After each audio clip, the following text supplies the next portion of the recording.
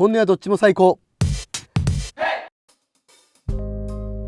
どうもこんにちは、4号ハウスのひげこいです。今回もご視聴いただきありがとうございます。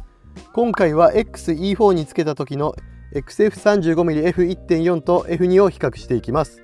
本当にどっちもいいレンズなんですよね。最初に結論から言うと、きっちり比較してしまうと見た目のバランスも写りも F2 でも F1.4 の魅力も何とも言えないので、どっちも欲しいなといったところです。F1.4 がおすすめの方、F2 がおすすめの方をそれぞれ簡潔にお伝えします。F1.4 の特徴は柔らかい描写力。たまにでもいいからびっくりするような写真を撮りたいという方におすすめです。優しくほんのりオールド感のある写りを求められている方は好きになるはずです。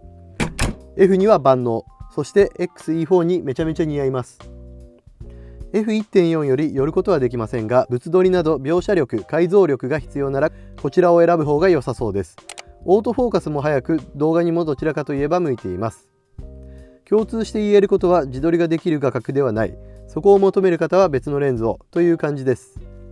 富士の 35mm は F1.4 か F2 かどっちがいいかという問題はよく見かけます。ただレンズだけで決まるわけではなく、ボディによっても違います。今回は XE シリーズ、特に E4 を持っている方の参考になれば嬉しいです。見た目は F2、全体の長さは 5mm ほどしか変わりません。でも F2 は先端に向けて細くなっているので、コンパクトな XE4 によく似合います。F1.4 が似合わないわけではありませんが、 F2 と組み合わせた時、シュッとしたバランスがいい感じです。携帯性はどちらも良い。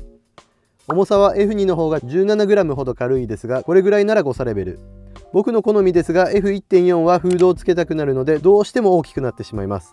F2 はよりコンパクトに使いたいので、割り切って基本的にはつけていません。写りはどっちもいい。 F1.4 は F 値が小さい分よくボケます。レンズの年代も古いので、少しオールドっぽい感じの優しい雰囲気の写真を撮りたいなら F1.4 です。新しいレンズにはない魅力を間違いなく持っています。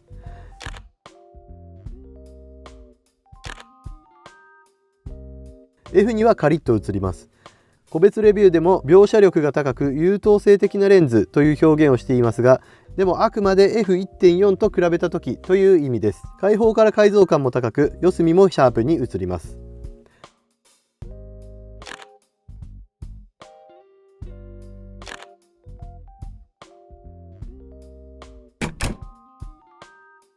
サクッと物撮りを比較します。 F2、 F5.6、F8、F11。 よーく見てわかるレベルですが、 F2 の方がコントラストが高い分、色が濃く輪郭がはっきりしているように見えます。 AF は F2 が速い。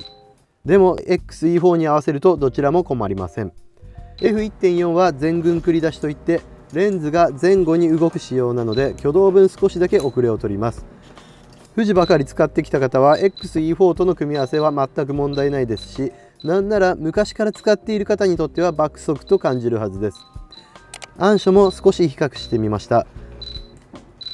若干 F1.4 の方が迷う感じはあります。この時は豆電球にしていたので相当厳しい条件です。 F1.4 が寄れます。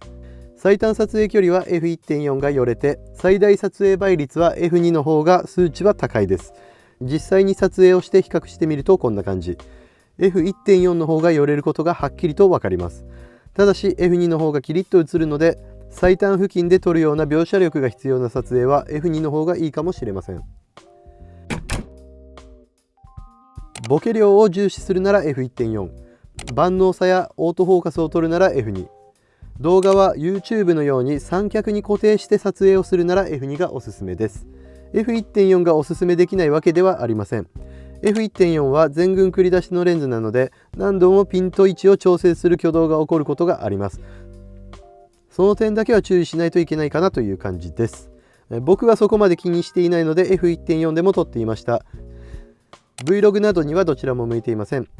例えば自撮りなんですけど XE4 はモニターが反転して180度顔の方に向くのですが 35mm でしたら画角が狭く顔しか映らないのであまり向いていません。そしてボディもレンズも手ブレ補正がないので XE4 で動画を撮るにしてもレンズ側に手ブレ補正がついている XC1545 のレンズがおすすめです。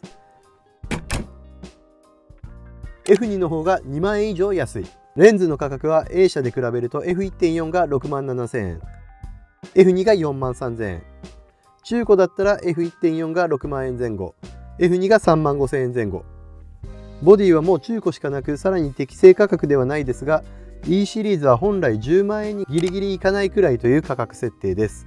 レンズとボディを組み合わせて15万円以内で楽しめたらいいねっていう感じのイメージが僕にはあったので価格面においてもやっぱりコンセプト的には F2 の方が近い印象かなと思います。結論 F2 の圧勝。冒頭でお伝えした通り正直 F2 の圧勝なんですけど気持ち的には F1.4 も絶対必要です。この2本はやっぱりどっちも必要かなっていうのがあるんですけどスペックだけで言うと F2 が勝ってしまうっていうのが現状です。18mm も 23mm も F1.4、F2 とありますがここまで比較されることはほとんどありません。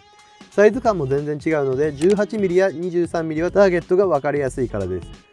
35mm はサイズ感が似ている分どうしても迷ってしまうんですよね。結果どっちも持っているっていう方は多いのではないでしょうか。